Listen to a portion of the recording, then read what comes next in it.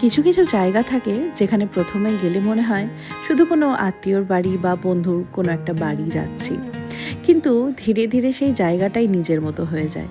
এই কয়েকটা দিন হাসি, আড্ডা, ছোট ছোট মুহূর্ত সব মিলিয়ে যেন একটা অন্যরকম জীবন ছিল।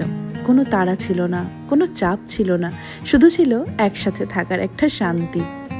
হ্যালো বন্ধুরা, আমার নতুন আরেকটা ভ্লগে তোমাদের সবাইকে ওয়েলকাম। সকালের চা, হঠাৎ করে প্ল্যান বদলে যাওয়া, রাতের লম্বা গল্প, এই ছোট ছোট জিনিসগুলোই সবচেয়ে বড় হয়ে যায় শেষের দিকে এসে। হ্যাঁ, আজ আমি এই দিনটা ব্যাঙ্গালোর থেকে আবার আমার কলকাতায় ফিরছিলাম। আসলে এই কটা দিন যে এখানে কাটালাম, এত বন্ধুদের সাথে দেখা, পুরনো বন্ধুদের সাথে গল্প, আড্ডা, সব কিছু আজকে যে শেষ হয়ে যাচ্ছে, আবার কবে দেখা হবে, এগুলো না আমার মনটা আজকের দিনটা খুব খারাপ করে দিয়েছিল। কিন্তু সময় তো থেমে থাকে না, চাইলেও এই মুহূর্তগুলোকে আর একটু করে ধরে রাখা যায় না। আবার সেই ফিরেই আসতে হবে নিজের সেই চেনা ঠিকানায়, নিজের রুটিনে, নিজের ব্যস্ততায়। সবই হয়তো আবার নিজের নিজের জীবনে ব্যস্ত হয়ে পড়বো আমরা সবাই, কিন্তু এই দিনগুলো শুধু ফোনের গ্যালারিতে আর স্মৃতিতে থেকে যাবে। আজকের দিনটা আমি রবিয়ার সৌমিয়ার সঙ্গে সকালবেলায় ব্রেকফাস্ট করে, সৌমিয়া খুব সুন্দর করে ওখানে সাউথ ইন্ডিয়ান যত খাবার দাবার সব ব্রেকফাস্টে বানিয়েছিল। তারপরে একসাথেই আমরা সবাই বেরিয়ে এলাম। আজকে যেহেতু আমার সন্ধ্যাবেলায় ফ্লাইট আছে, তো ভাবলাম সারাটা দিন উইকেন্ড, তারপরে তো সারাটা দিন ওদের সাথে একটু ঘোরাঘুরি করে নিই, যা যা দেখবার বাকি ছিল কিছু জিনিস তার মধ্যে আমরা সবাই একসাথে দেখবো, ঘুরবো। তারপরে ওরা আমাদেরকে এয়ারপোর্টের কাছাকাছি ছেড়ে দেবে, আমি চলে আসব।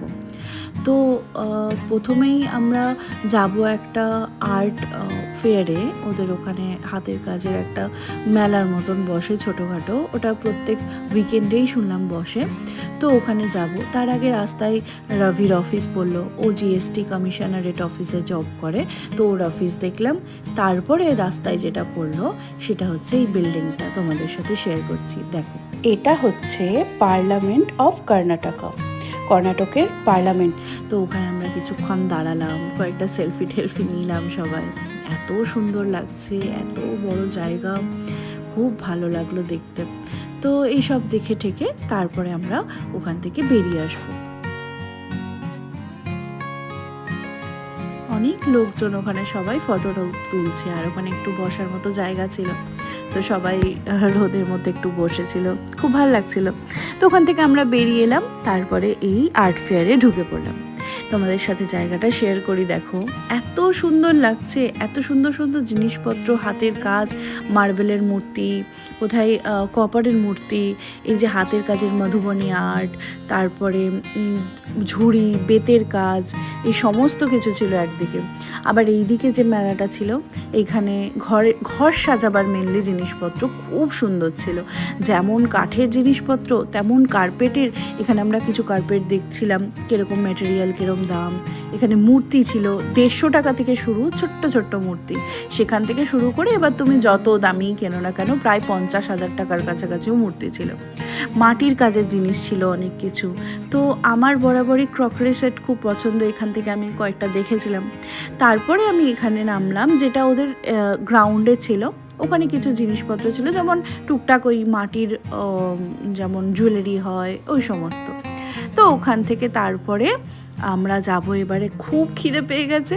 তো কাছাকাছি একটা খুব ভালো ক্যাফেতে আমরা ঢুকলাম। ক্যাফেটার নাম ছিল আমিন্ত্রি ক্যাফে। এটা খুব ফেমাস ব্যাঙ্গালোরে, যেখানে তোমার পাস্তা, স্যালাডস, তারপরে নানা রকমের কেক, পেস্ট্রি খুব সুন্দর ছিল।